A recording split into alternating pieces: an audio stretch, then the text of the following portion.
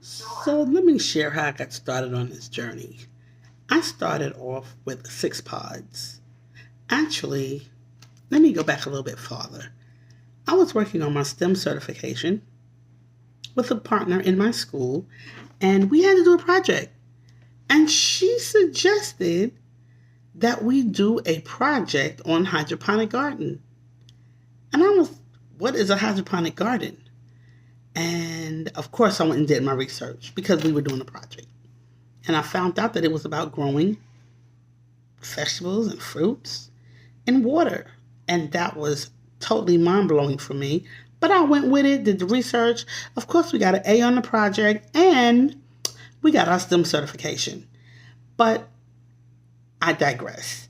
As I continued doing the research on hydroponic gardening, I remember the conversation I had with my daughter a few years ago, and she was sharing about these gardens. And I heard her, but I really didn't. But it was time for me to use that information.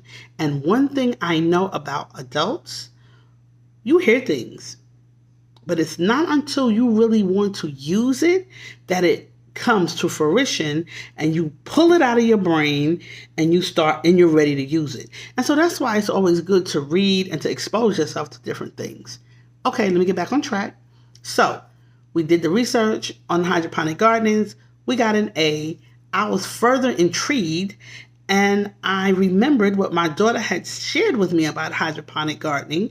And she shared that AeroGardens were like number one. So I bought an AeroGarden. And when I bought the AeroGarden, me and my grandson Andrew put it together and boom, yeah, it just started growing. And we were like, wow, this is wonderful. And it was.